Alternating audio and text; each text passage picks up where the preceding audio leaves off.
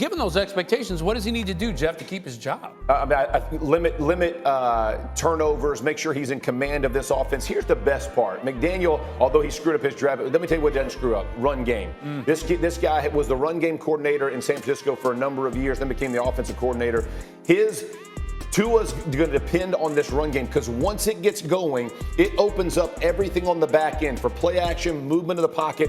All of that becomes easy. You see Jimmy G has played extremely well in this system. At this point, he has to get better. He has to be more accurate. He has to be more command of the offense. I think Mike McDaniel is going to do a good job of getting him further along in the process where he can do those things. I want to show people this because you look at the Dolphins' schedule, right? Their first 4 games. Take a look at this because this is not easy. Ooh. Patriots at Ravens, Bills, Bengals. James, how did they go in their first 4 with Tua at the helm? I can see them going 1-3. And, like I said, that could be a rough Can he keep start his for them. job in that situation? I think it's put up or shut up time for Tua. Tua Tagovailoa needs to put up or shut up. Yes, friends, we've reached that point in the program where they're really saying that. Thank God the season is nearly upon us. So the sports journals think that Tua needs to shut up. Really? I hear a lot of talking by the media.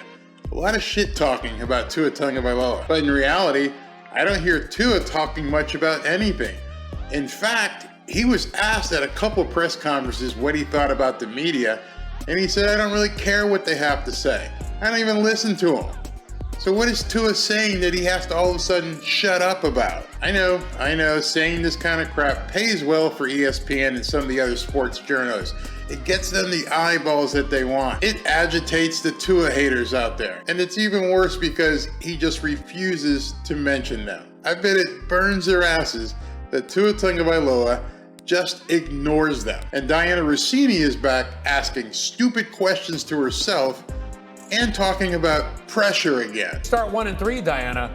You have to wonder if Bridgewater gets off the bench and steps in because this is a team not just with playoff aspirations, but they want to go a lot further than that. The headline here is just go win Tua. That's essentially what he just needs to go out there and do. And all of this pressure that we're talking about, all the things that we are dissecting about the type of quarterback he is.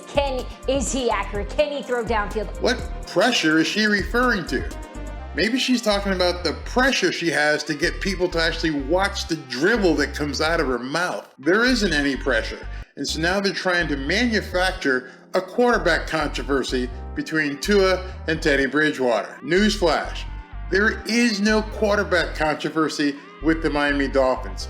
Tua is QB1. And now they're trying to extend their BS by saying, well, what happens if Miami goes 1-3 in its first 4 games? Now I have to understand, just as you, they'll never stop. This is what they do.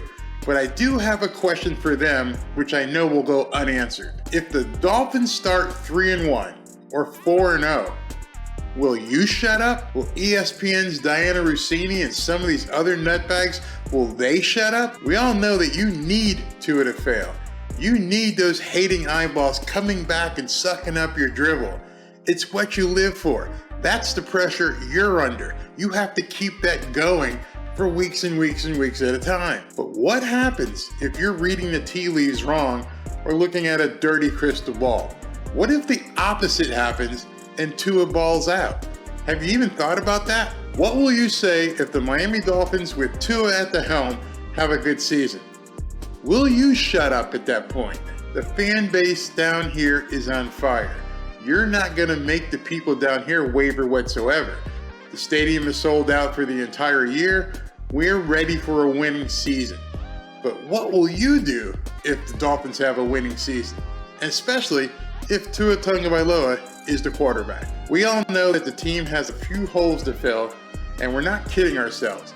But we're also not telling Tua to shut up because he's not saying anything negative. And we all know this is Mike McDaniel's first year, and who knows if the Lombardi Trophy Award is in his future this year. Might not be. We're prepared for that. But are you prepared if Tua balls out and the Dolphins get into the playoffs and God forbid win a conference or even get into the Super Bowl? You see, you haven't accepted the inevitability of the Miami Dolphins being a playoff team. You just haven't. And you also haven't accepted the prospect of Tua Tagovailoa becoming a top-tier quarterback in the NFL. So I ask, Hey, Diana Russini and the rest of you, if that happens, will you shut up about Tua? I bet like in the movie A Few Good Men with Jack Nicholson, you won't. You need Tua to be bad. You want Tua to be bad because that's the pressure you live under. You have to keep getting those eyeballs over and over and over again that just completely hate Tua for the man he is, as well as him being a quarterback in the NFL. But the real question remains, what will it take for you to shut up? Because those of us down here are really ready to do the Eazy-E dance, for whatever the hell that was. Let me know what you think about the media sports journos on ESPN and other places saying it's time for Tua to put up or shut up. It's unbelievable. And if you'd like to see any of my other videos on the Miami Dolphins, go ahead and click one of these two right here.